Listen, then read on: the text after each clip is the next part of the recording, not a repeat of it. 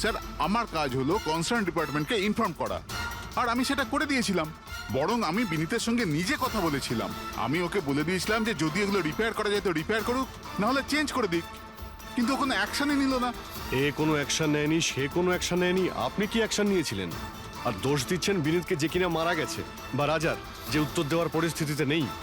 Sir যেটা সত্যি ছিল ওটা আমি আপনাদের বলে দিলাম, সেটা এবার মানবেন কি মানবেন না স্যার আপনাদের ব্যাপার। পরিণীতা স্যার। হসপিটালের হেড নার্স, তাহলে তুমি হসপিটালের ব্যাপারে নিশ্চয়ই সবকিছু জানো। হ্যাঁ স্যার। তাহলে এবার সত্যি করে বলো, এই যা কিছু হয়েছে কার গাফিলতির কারণে হয়েছে? তাড়াতাড়ি বলো। হ্যাঁ স্যার, বলছি। আমার সাথে বিশ্বাসঘাতকতা করার চেষ্টা করো না রাজা। আর হ্যাঁ, যদি মেশিনে কোনো ফিজিক্যাল ড্যামেজ থাকে তাহলে সেটা ওয়ারেন্টিতে আসে না।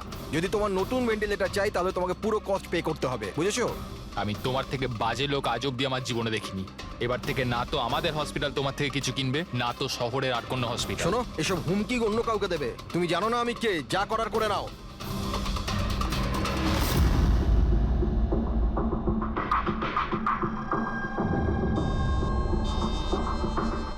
এই যা কিছুই হয়েছে এই রাজা আর বিনীতের ঝগড়ার কারণেই হয়েছে। দুজনের ঝগড়াতে স্যার এতগুলো লোকের প্রাণ চলে গেল। তবে নতুন ভেন্টিলেটরের ব্যবস্থা রাজার করা উচিত ছিল। স্যার এই রোগীদের পরিবারের মধ্যে 3 জন এমন আছে যারা কেমিক্যাল ইঞ্জিনিয়ারিং করেছে।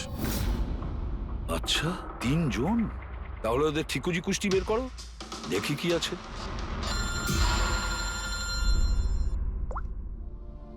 Hello ACP Pradyuman. হোয়াট?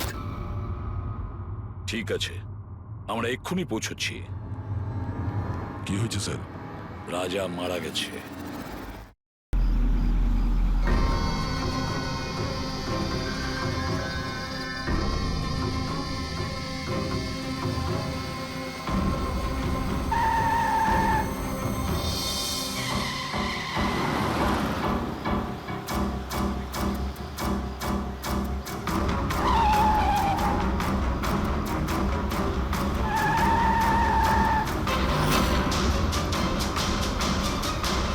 চলন্ত গাড়িতে ঘুমানো ভালো কথা নয়।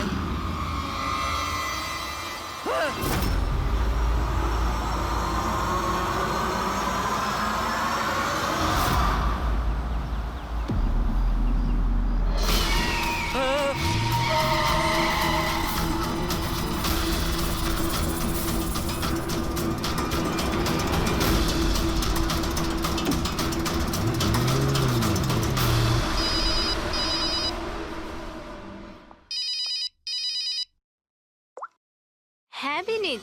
লীলা হেল্প মি, লীলা, লীলা হেল্প মি। কি হয়েছে বিনীত? তুমি এত টেনশনে কেন? লীলা, এরা আমাকে মেরে ফেলবে। লীলা, কে মেরে ফেলবে বিনীত? তুমি কার কথা বলছো?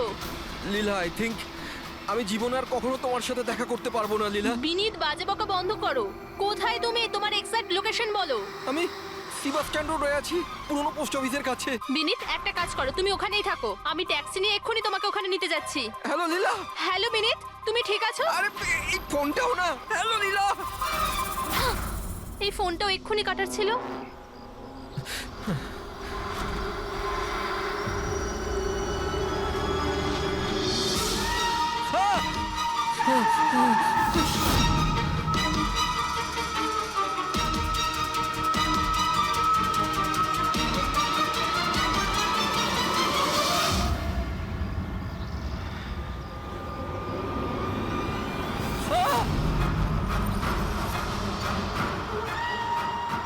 হে ভগবান, প্লিজ হেল্প মি। আমাকে আমার বাড়িতে ঠিক মতো পৌঁছে দাও প্লিজ।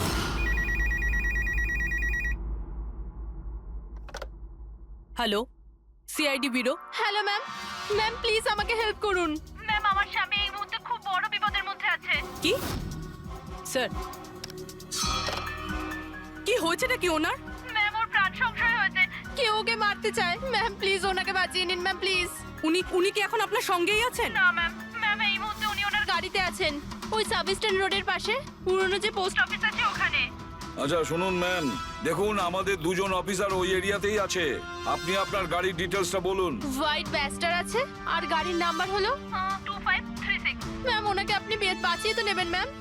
আপনি চিন্তা করবেন না, আপনার হাজবেন্ডের কিচ্ছু হবে না, ওকে? প্রবীর, অভিজিৎকে ফোন করো আর ওকে গাড়ির ডিটেলসটা দিয়ে দাও। ওকে বলো যে ব্যাপারটা আর্জেন্ট।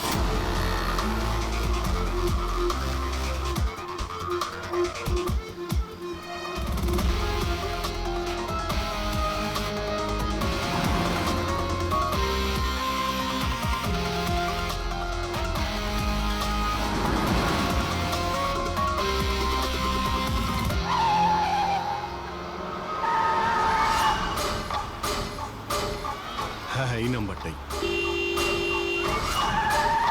ও গাড়ি এইভাবে কেন চালাচ্ছে? এ তো অ্যাক্সিডেন্ট করে দেবে।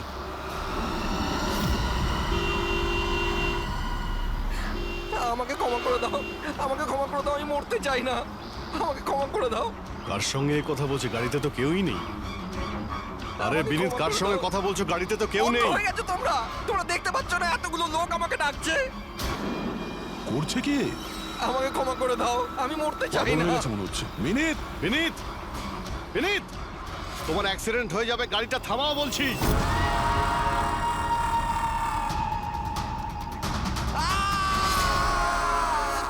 আঙ্কেল আমার সাথে খেলো না, খুব মজা হবে। মিনিট, গাড়ি থামাও, সাইডে দাঁড় করাও।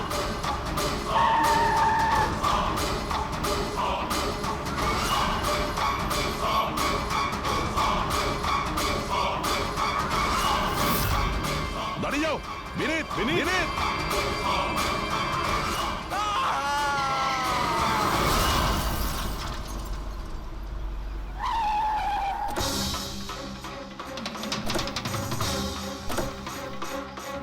বিনীত, ও নো, এ তো মারা গেছে। স্মেল আসছে।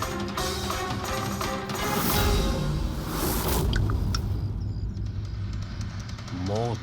ড্রিঙ্ক করে গাড়ি চালাচ্ছিল, কিন্তু ও গাড়িতে কথা বলছিল কার সাথে? মদের নেশায় ভুলভাল বকছিল।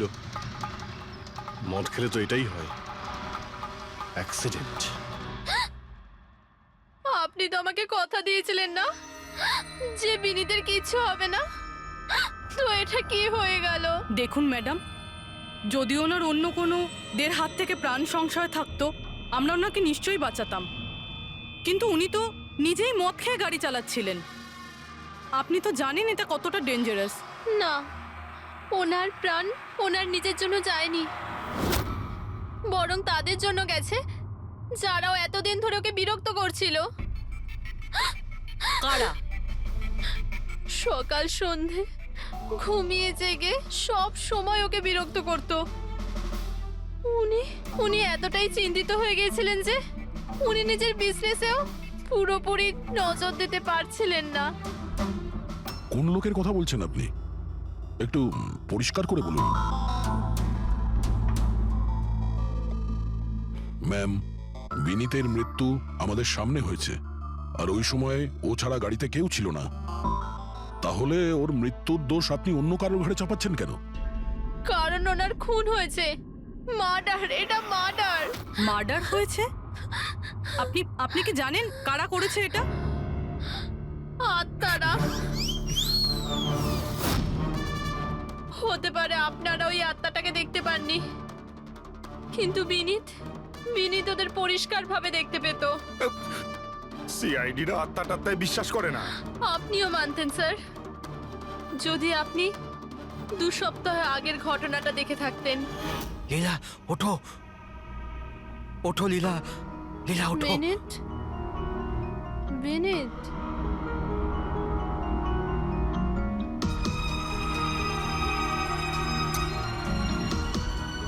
বিনীত,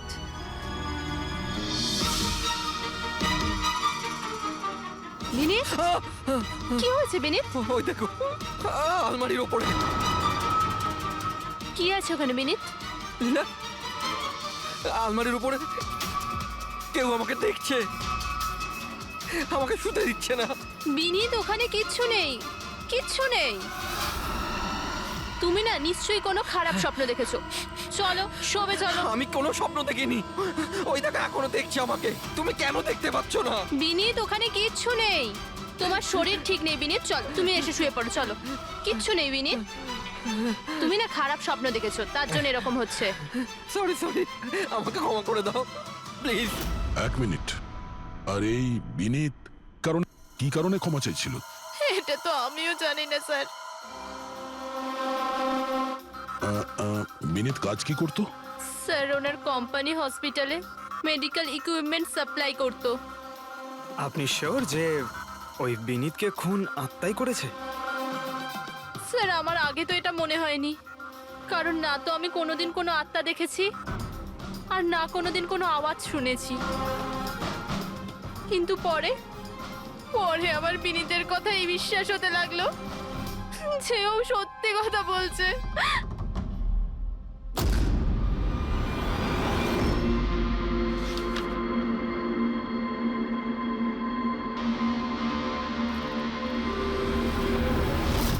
হ্যাঁ বস, এর মৃত্যুর একটাই কারণ চোখে পড়ছে, এর মাথার ওপর লাগা আঘাতটা, যেটা অ্যাক্সিডেন্টের কারণে লেগেছে। ঠিক তো ডক্টর সালুকে? আর কোনো কারণ নেই তো? হ্যাঁ দয়া, ভিসেরাল স্যাম্পলকে চেক করা এখনো বাকি আছে, কিন্তু প্রাইমা ফেসি তো এটাই বলছে মৃত্যুর কারণ অ্যাক্সিডেন্ট। আর বস, এর রক্তের মধ্যে আমি অ্যালকোহল অনেকটা বেশি মাত্রায় পেয়েছি।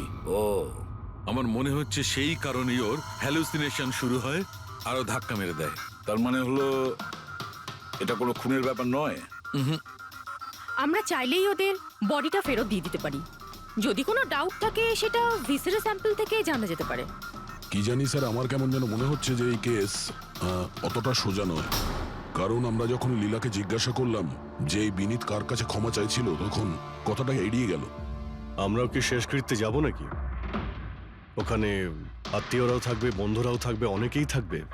যদি কিছু জানতে পারা যায়। যাও, নিশ্চয়ই যাবে ফিউরালে।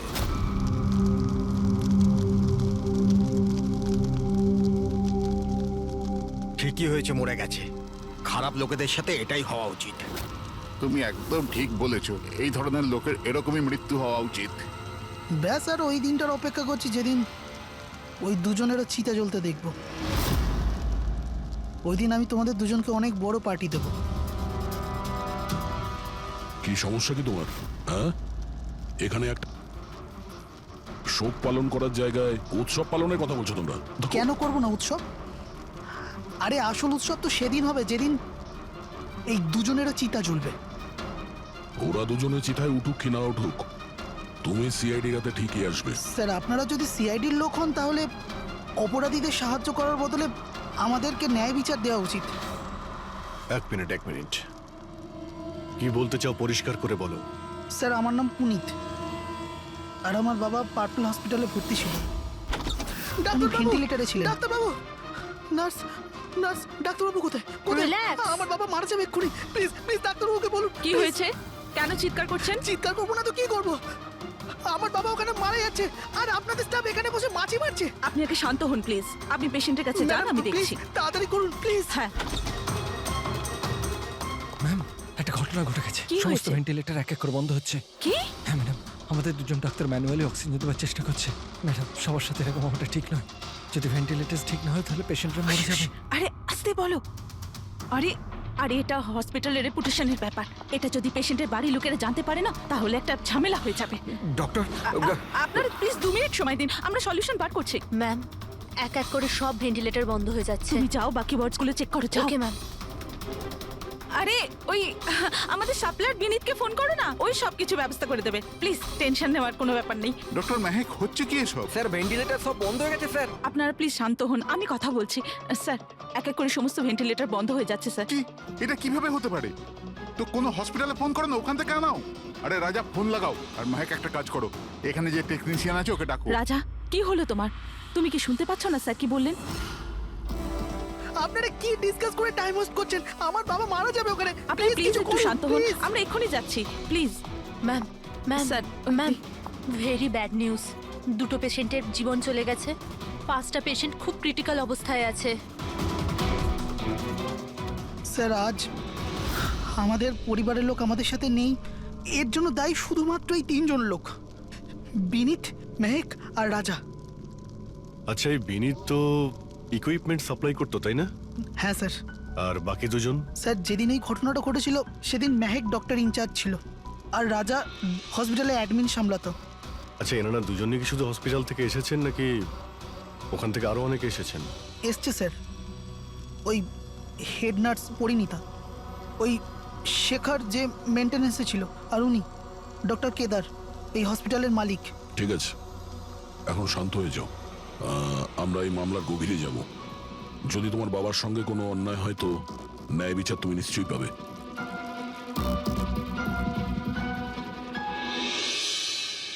এখন বুঝতে পারছি বিনীত ক্ষমা চাইছিল কেন।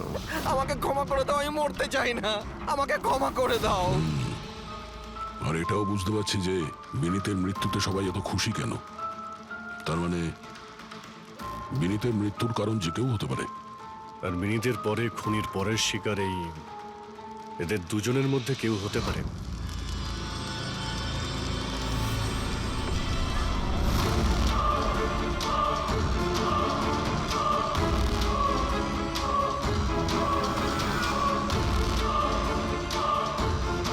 আমাকে ক্ষমা করে দাও। তুমি আমাকে কেন মরতে দিলে? আমার পিছু নিও না।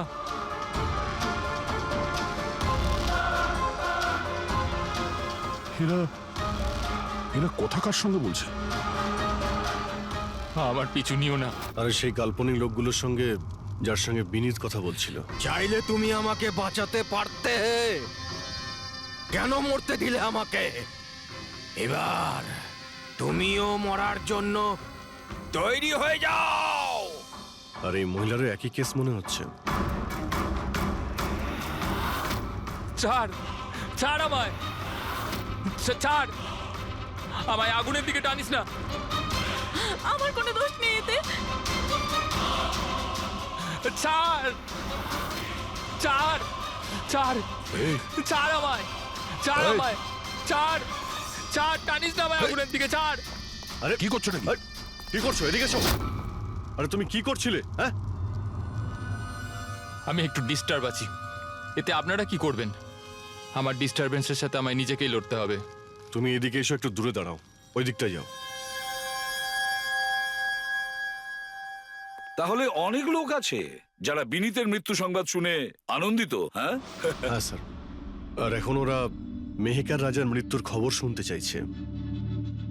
রাজা আর মাহাকের ব্যবহারটাও খুব একটা নর্মাল লাগছিল না স্যার, অনেকটা ভয়ে ভয়ে ছিল স্যার, বিনীতের মতো। স্যার, ভিসারের স্যাম্পলের রিপোর্ট চলে এসেছে। গুড। কোনো গন্ডগোল আছে? হ্যাঁ, একজন সাধারণ মানুষের রক্ত যতটা লাল হয়, বিনীতের রক্ত তার থেকে অনেক বেশি লাল ছিল। ও, এখন বুঝতে পারছি যে বিনীত কেন আত্মা দেখতে পেল। কেন স্যার? পুরবী, মানুষের রক্ত যখন সাধারণের থেকে অনেক বেশি লাল হয়, তার মানে এইটা দাঁড়ায় যে ওই মানুষটি অনেক বেশি দীর্ঘ সময় ধরে কার্বন কম্পাউন্ডের সংস্পর্শে ছিল। আর এই কার্বন কম্পাউন্ডের কারণেই ওর হ্যালুসিনেশন হতো ভীষণ ভাবে। তার মানে কেউ জেনে শুনে বিনীতকে ওই কার্বন কম্পাউন্ডের সংস্পর্শে এনেছিল, যার ফলে বিনীতের মানসিক অবস্থা খারাপ হয়ে গেল আর ওর মৃত্যুর কারণও হয়ে গেল। স্যার, খুনি এই কার্বন কম্পাউন্ড পেল কোথায়? এই আমাদের আশেপাশেই সব জায়গায় কার্বন কম্পাউন্ড ছড়িয়ে আছে। মডার্ন জীবনে আমরা যতগুলো মেশিনারি ব্যবহার করছি, ওই সবগুলো, প্রায় সবগুলো কার্বন কম্পাউন্ড ছড়ায়। হ্যাঁ, যে কেউ মেশিনের উপর এরকম কারুকার্য করে এটা করতেই পারে। তার মানে বিনীত গাড়িতে বসার আগে এরকম কোনো কেমিক্যালের সংস্পর্শে এসেছিল, যার জন্য ওর এইসব হ্যালুসিনেশন এইসব হচ্ছিল। স্যার ঠিক কথা বস। গাড়িটার এক্সস্ট সিস্টেমটা চেক করতে হবে। গন্ডগোলটা ওখানেই হয়েছে।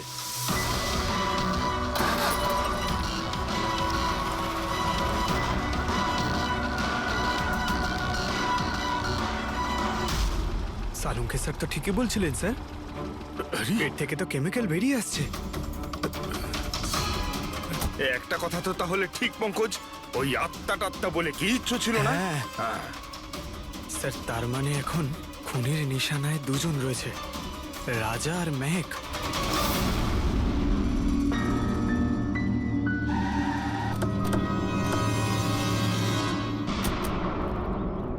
শ্মশানে রাজার ব্যবহারটা খুব একটা ঠিক ছিল না। এখনো ওর মানসিক অবস্থা ঠিক নয়। আরে স্যার, দরজা তো খোলা। আচ্ছা, খুনি রাজার কাছে পৌঁছে যায়নি তো? এসব কি হচ্ছে? ক্যান্ডেলস।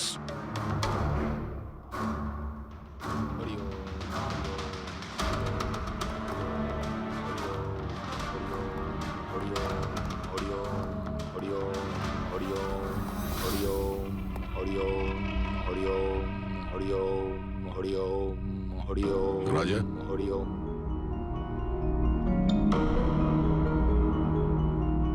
এখন ঠিক আছো? কারা আপনারা? সিআইডি। বিনীতের শেষকৃত্যে দেখা হয়েছিল আমাদের। তুমি আগুনে ঝাঁপাতে যাচ্ছিলে, আমরা তোমাকে আটকেছিলাম, মনে আছে? ঝাঁপ দিতে যাচ্ছিলে, আমরা তোমাকে। এবার আপনাদের আমাকে আটকানোর বা বাঁচানোর কোনো দরকার নেই। যতক্ষণ বিনীতের খুনি ধরা না পড়বে, তোমারও প্রাণের সংশয় আছে। আচ্ছা, একদম ঠিকঠাক বলো, ওই 12 জন রোগীর মৃত্যু কি তোমার গাফিলতিতে হয়েছিল? খবরদার বলছি, আমার ওপর এরকম নোংরা আর মিথ্যা অপবাদ দেবেন না। আমি নির্দোষ, আমার জন্য কেউ মরেনি। শান্ত হও, শান্ত হও। রাজাকে অনেক কষ্টে শান্ত করেছি, ওকে ডাকাবেন না। আপনি কে? আমার নাম শ্লোক। আমি রাজাকে এই খারাপ সময় থেকে বার করে আনবার চেষ্টা করছি। ও, তার মানে আপনি সাইকিয়াট্রিস্ট? সাইকিয়াট্রিস্ট নয়, সাইকি, মিডিয়াম। এই জগৎ আর অন্য জগতের সঙ্গে একটা সেতু ভেবে নাও। অন্য জগৎ? অন্য আবার কোন জগৎ? ওই আত্মাদের জগৎ। যদিও আমরাও একটা মাধ্যম। অপরাধ দুনিয়া থেকে নিয়ে জেলের ভেতর গারদের পেছনে পৌঁছানোর পুল। আপনারা আমাকে জেলে পাঠাবার চেষ্টা করছেন কেন? আমি তো রাজাকে আত্মাদের থেকে বাঁচাবার চেষ্টা করছি। রাজাকে আত্মার থেকে নয়, কেমিক্যাল পয়জন থেকে বাঁচানোর দরকার। আর বন্ধ করো তোমার এই ঢং, বুঝেছো? স্যার, ও কোন দিকে ইঙ্গিত করছে? ওই বুড়ো লোকটার দিকে, যে এসির নিচে দাঁড়িয়ে রয়েছে। ও কার কথা বলছে? আমি তো কাউকে দেখতে পাচ্ছি না। আমিও দেখতে পাচ্ছি না। মানুন বা না মানুন, এই ঘরের মধ্যে কোনো শক্তিশালী আত্মা আছে যে রাজার ক্ষতি করতে চাইছে। এক্ষুনি জেনে যাবেন।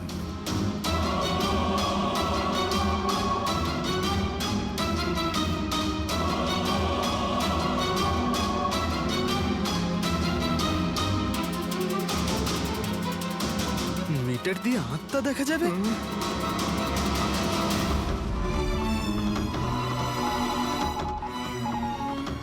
দেখলেন, ওই আত্মাটা এসির পাশেই আছে। আমার ইএমএফ মেশিন মিথ্যে বলবে না।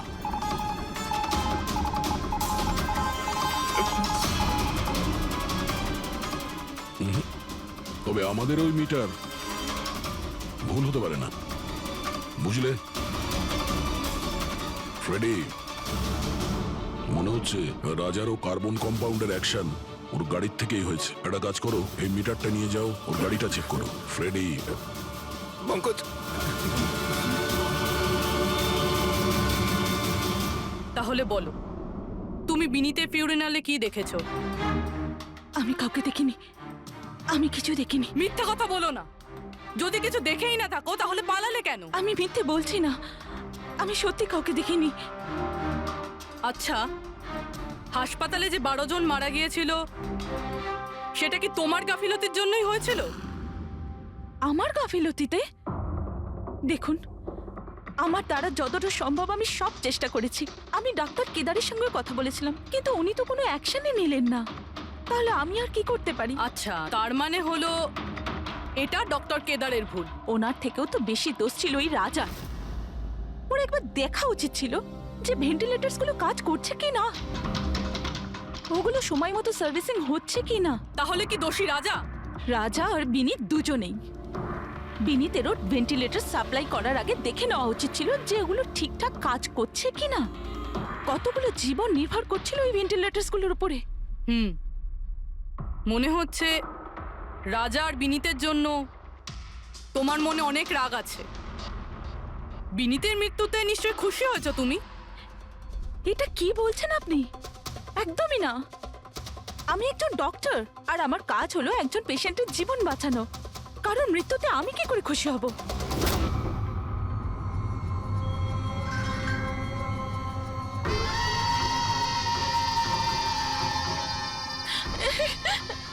ও আবার এসে গেছে, আবার এসে গেছে।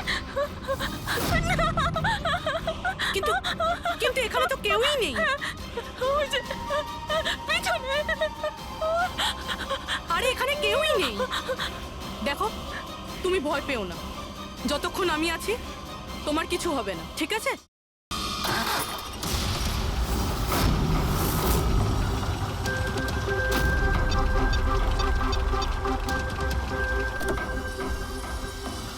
গাড়ির এসিতে তো কার্বন কম্পাউন্ড নেই। বাড়ির ভেতরে গিয়ে দেখা যাক, চল।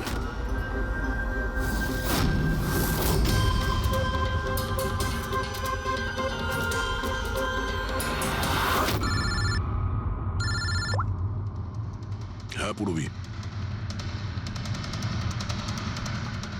মেহেকের বাড়িতে কোনো কেমিক্যাল পাওয়া যায়নি? ঠিক আছে, যতক্ষণ ওই খুনি ধরা না পড়ে ততক্ষণ তুমি ওর সঙ্গেই থাকো, ঠিক আছে? স্যার, হ্যাঁ, কার্বন কম্পাউন্ড এখানে কোথাও নেই। কোথাও কোনো কেমিক্যাল পাওয়া যাবে না। বিজ্ঞানের জগৎ আর কেমিক্যালের জগতের বাইরেও আর একটা জগৎ আছে, মানুন অথবা না মানুন। চুপ, মুখ বন্ধ। যতক্ষণ বলতে না বলবো মুখ খুলবে না। রাজাবাবু, আপনার ভয়ের কোনো কারণ নেই। আমরা আছি এখানে। যতক্ষণ না ওই খুনি ধরা পড়বে, সিআইডি আপনার সঙ্গেই আছে। আমার সিআইডির দরকার নেই। ইনি রয়েছেন না আমার সুরক্ষা করার জন্য। আরে এটা কিভাবে সম্ভব?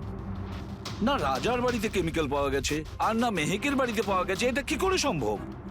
স্যার, আমরা রাজার বাড়িটাকে ভালো করে চেক করেছি, এক একটা কোণা দেখেছি, ওই গাড়িটাও চেক করেছি, কোথাও কিছু পাওয়া যায়নি। হ্যাঁ, কিন্তু দয়া, যদি কোনো কেমিক্যাল ব্যবহারই না হয়ে থাকে তাহলে রাজা আর মেহেকের হ্যালোজুলেশন হলো কি করে?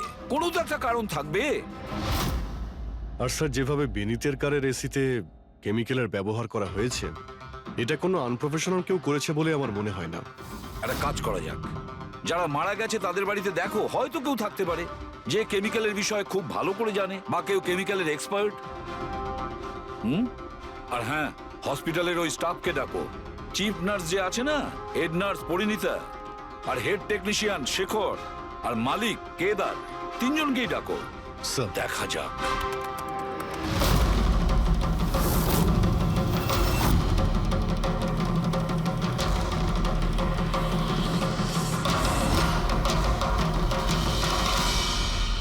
তোমার নাম শেখর, তাই তো? Yes sir. হসপিটালের হেড মেকানিক, মেইন টেকনিশিয়ান। তার মানে হসপিটালে যদি কোনো মেশিনে প্রবলেম হলে সবার প্রথমে তোমার কাছে খবর আসে। হ্যাঁ স্যার, ঠিক। তাহলে হসপিটালের ভেন্টিলেটর খারাপ ছিল সেটা তুমি জানতে না? স্যার, প্রথম থেকেই জানতাম। তাহলে কেন কিছু করনি? কাউকে কিছু বলনি কেন? হ্যাঁ স্যার, এতে আমার কোনো দোষ নেই। তাহলে কার ভুল ছিল? স্যার, আমি প্রথমেই মেহেককে ভেন্টিলেটরের ব্যাপারে বলেছিলাম যে ভেন্টিলেটরসে প্রবলেম আছে আর যে কোনো সময় খারাপ হতে পারে। এটা তুমি ভেন্টিলেটর বন্ধ হওয়ার আগেই জানিয়েছিলে? ইয়েস স্যার, 1 সপ্তাহ আগে। ম্যাম, আমি আপনাকে একটা নোটিশ পাঠিয়েছিলাম, ওয়ার্ডের ভেন্টিলেটরগুলো ঠিকমতো কাজ করছে না। ও, আমি তোমার চিঠিটা পড়েছি শেখর। তুমি টেনশন নিও না, আমি কিছু একটা করছি। কিন্তু ম্যাম, ব্যাপারটা খুব আর্জেন্ট। হ্যাঁ হ্যাঁ, আমি জানি। ডক্টর মেহেক। ইয়েস ম্যাম, আপনাকে অ্যাকাউন্টস ডিপার্টমেন্টে এক্ষুনি ডেকেছে। ও হ্যাঁ, আসছি। Don't Okay, worry ma'am. Shekhar, আমি নিশ্চয়ই কিছু ব্যবস্থা নেব, পাক্কা। কিন্তু স্যার, উনি আমার কথাটা সিরিয়াসলি নিলেন না। হ্যাঁ, মেহেক ভেন্টিলেটরস খারাপ হওয়ার সময় পেশেন্টদের বাঁচানোর খুব চেষ্টা করেছিল, কিন্তু রাজা স্যার এত ঘাবড়ে গেলেন যে কিছু করতেই পারলেন না। শেখর বাবু, তুমি কতটা সত্যি বলছো আর কতটা মিথ্যে সেটা তো আমরা জেনেই নেব। স্যার, মেহেকের কোনো ভুল ছিল না। ও ভেন্টিলেটর খারাপ হওয়ার কথা আমাকে প্রথমেই বলে দিয়েছিল। তারপর আপনি কি করলেন? স্যার, আমি হসপিটালের অ্যাডমিন হেডকে বলে দিয়েছিলাম, রাজাকে, কারণ হসপিটালের যতগুলো মেশিন আছে সেগুলো দেখাশোনার দায়িত্ব অ্যাডমিন হেডেরই। তাহলে এই সমস্ত কিছু আপনি রাজাকে বললেন আর আপনার দায়িত্ব শেষ হয়ে গেল। আপনি তো এই হসপিটালের মালিক তাই না? তাহলে এভাবে দায়িত্ব শেষ হয়ে যায় কি করে আপনার? স্যার আমি আমার দায়িত্ব পালন করেছি, সেই জন্য তো আমি নিজে গিয়েছিলাম রাজার কেবিনে। রাজা, হ্যাঁ স্যার। এসব কি করছো? আরে এগুলো দরকারি নয়। এতগুলো রোগীর শ্বাস প্রশ্বাস ভেন্টিলেটরের সাহায্যেই চলছে, আর তুমি এখানে বসে আছো। আরে কিছু করো। হ্যাঁ স্যার, আমি এক্ষুনি সাপ্লাইয়ের সাথে কথা বলে ভেন্টিলেটর চেঞ্জ করে দিচ্ছি। প্লিজ প্লিজ তাড়াতাড়ি করো। স্যার আমি বুঝতে পারছি না যে ও ভেন্টিলেটর কেন পাল্টালো না। আমি অবাক হচ্ছি স্যার যে কেউ কেদারবাবুর দিকে আঙুল তুলছেন না। সবাই রাজা, বিনীত আর মেহকের পিছনে পড়ে আছে। সেটাই মেহকের তো, পিছনে পড়ে হসপিটালের মালিক না কেদার বাবু? তাহলে এই সমস্ত কিছুর দায়ভারও কেদার বাবু আপনার। কিন্তু স্যার এবারে আমি নিজে গিয়ে তো ঠিক করতে পারি না ভেন্টিলেটর। স্যার আমার কাজ হলো কনসার্ন ডিপার্টমেন্টকে ইনফর্ম করা, আর আমি সেটা করে দিয়েছিলাম। বরং আমি বিনীতের সঙ্গে নিজে কথা বলেছিলাম। আমি ওকে বলে দিয়েছিলাম যে যদি এগুলো রিপেয়ার করা যায় তো রিপেয়ার করুক, না হলে চেঞ্জ করে দিক। কিন্তু ও কোনো অ্যাকশনই নিল না। এ কোনো অ্যাকশন নেয়নি, সে কোনো অ্যাকশন নেয়নি। আপনি কি অ্যাকশন নিয়েছিলেন?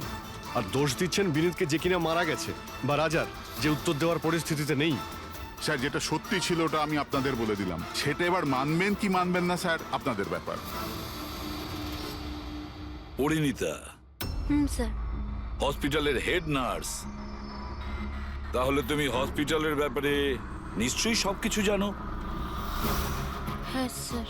তাহলে এবার সত্যি করে বলো, এই যা কিছু হয়েছে কার গাফিলতির কারণে হয়েছে? তাড়াতাড়ি বলো। হ্যাঁ স্যার, বলছি। আমার সাথে বিশ্বাসঘাতকতা করার চেষ্টা করো না রাজা।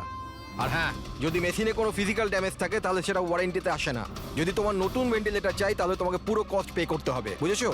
আমি তোমার থেকে বাজে লোক আজ অব্দি আমার জীবনে দেখিনি। এবার থেকে না তো আমাদের হসপিটাল তোমার থেকে কিছু কিনবে, না তো শহরের আর কোনো হসপিটাল। শোনো, এসব হুমকি অন্য কাউকে দেবে। তুমি জানো না আমি কে, যা করার করে নাও।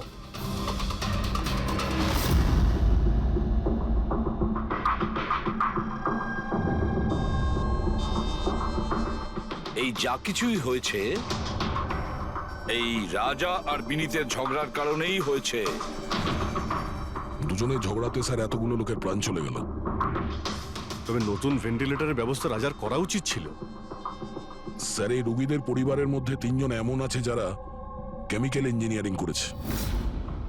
আচ্ছা 3 জন? তাহলে ওদের ঠিকুজি কুষ্টি বের করো, দেখি কি আছে।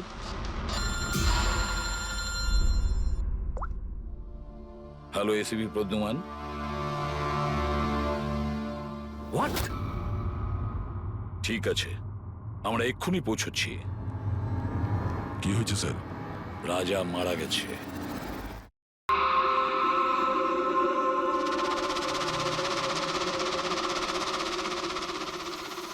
দয়া, এর মৃত্যু তো মাথায় চোট লাগার কারণেই হয়েছে। মনে হচ্ছে ছাদ থেকে লাফ দিয়েছে। হতে পারে হ্যালুসিনেশন এত জোরে হয়ে গেছে যে ঘাবড়ে গিয়ে রাজা উপর থেকে ঝাঁপ মেরে দিয়েছে। আর তুমি খেয়াল রাখছিলে না এর? এই খেয়াল রেখেছো তুমি? হ্যাঁ স্যার রাজা তো একদম শান্ত হয়ে শুয়ে পড়েছিল। আমি কি করে জানবো যে হঠাৎ করে উঠে পড়বে আর আত্মহত্যা করে ফেলবে? যখন এটা হয়েছিল তুমি কোথায় ছিলে? হ্যাঁ স্যার আমি অন্য ঘরে শুয়েছিলাম। তখনই আমি রাজার জোরে জোরে চিৎকার শুনলাম। আমি এই আত্মাদের সহ্য করতে পারছি না, আমার নিস্তার চাই, মুক্তি চাই। আর যতক্ষণ আমি ওর কাছে পৌঁছবো ততক্ষণ ও ছাদ থেকে পড়ে গেছে। বাহ, কি অদ্ভুত ব্যাপার। রাজাকে একলা রেখে তুমি নাকে তেল দিয়ে ঘুমোচ্ছিলে? হ্যাঁ আমি তো মনস্থির করেই ছিলাম ঘুমোবো না। কে জানে কিভাবে ঘুমিয়ে পড়লাম। নিশ্চয়ই আমাকে ওই আত্মাগুলোই ঘুম পাড়িয়ে দিয়েছিল। আপনি আপনি এটা দেখুন স্যার, মিটারের রিডিং কত বেড়ে গেছে। আমারও কিন্তু একটু ক্লান্তি ভাব লাগছে স্যার। আর দ্বিতীয়বার যদি আমাকে এই মিটার দেখিয়ে দিস না তাহলে মনে রাখিস। দয়া 1 মিনিট ভাই, একটু মিটারটা দেখি। এই নিন। এই মিটারটা আমি রাখছি। হ্যাঁ, আমি ফেরত দিয়ে দেবো পরে। ঠিক আছে স্যার, কিন্তু দিয়ে দেবেন। হ্যাঁ দিয়ে দেবো দিয়ে দেবো। বরং এখন তুমি বাড়ি গিয়ে একটু আরাম করো। ক্লান্ত হয়ে গেছে, একটু দুর্বলও লাগছে। হ্যাঁ হ্যাঁ স্যার। ঠিক মতো ঘুমও হয়নি। যাও যাও আরাম করো। এটা কি ডক্টর সালুকে? ওকে যেতে দিলেন আর এই মিটারটা রেখে দিলেন? দয়া, এই যে মিটারটা না, এটা খুব কাজের জিনিস।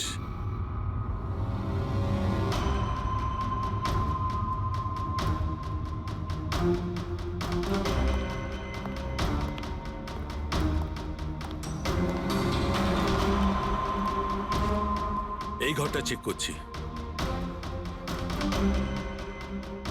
হ্যাঁ ডক্টর, নেই। ওপরে যাওয়া যাক।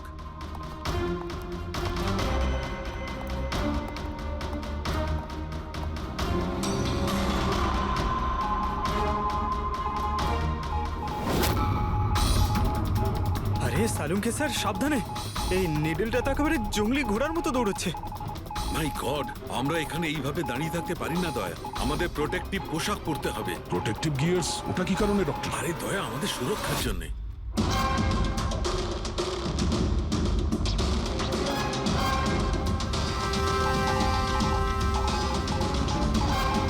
এই দেখো, সবচেয়ে বেশি মিটার রিডিং এখানেই পাওয়া যাচ্ছে, এই এসিটার নিচে। মনে স্যার ওই পঙ্কজ, খবরদার খবরদার যদি আত্মার নাম নিয়েছো। স্যার এই মিটারটা কোন দিকে ইঙ্গিত করছে? বলছি বাইরে চলো, বাইরে চলো।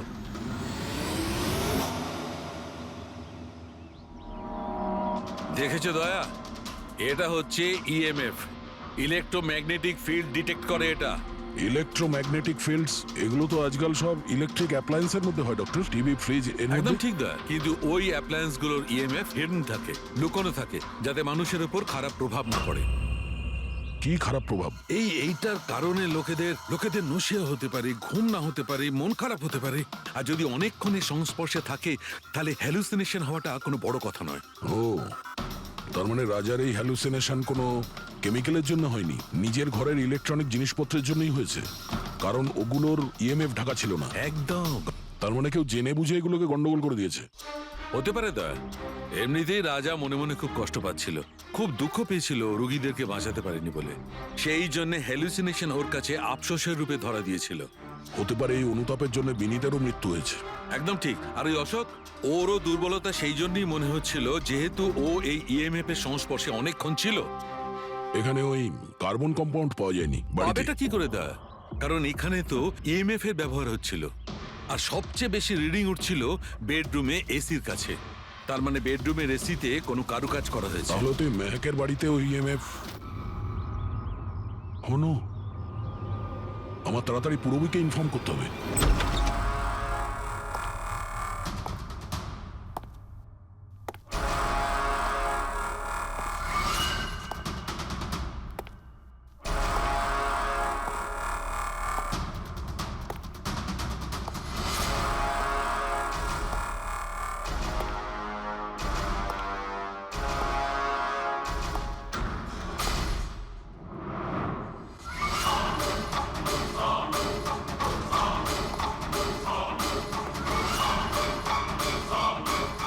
আমাকে একবার মেরে শান্তি হয়নি তোমার? আমাকে আবার মারতে এসেছো?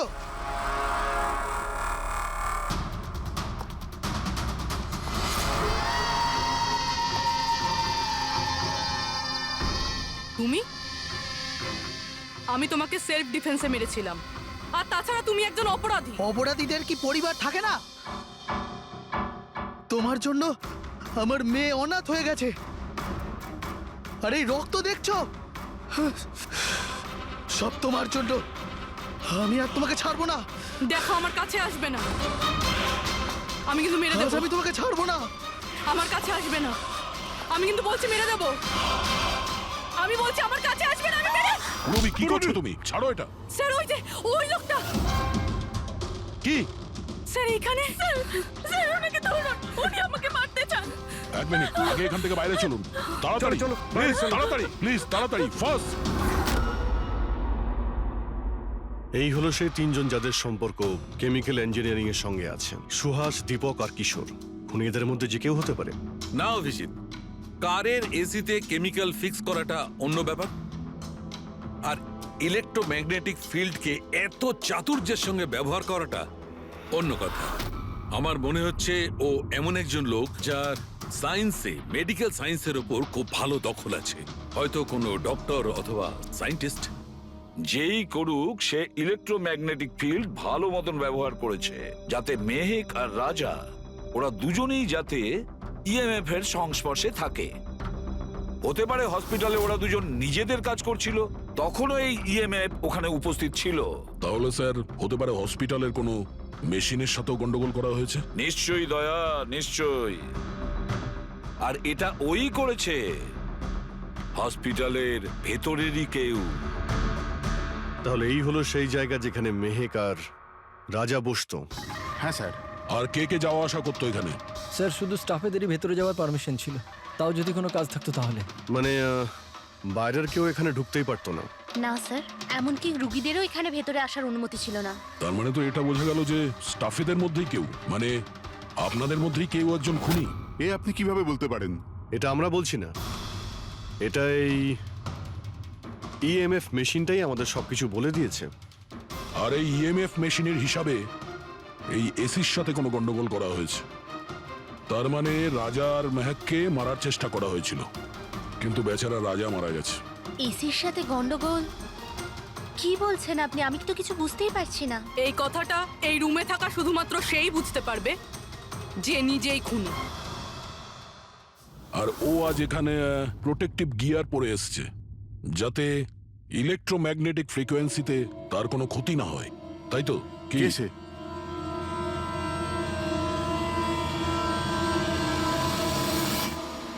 এদিকে এসো।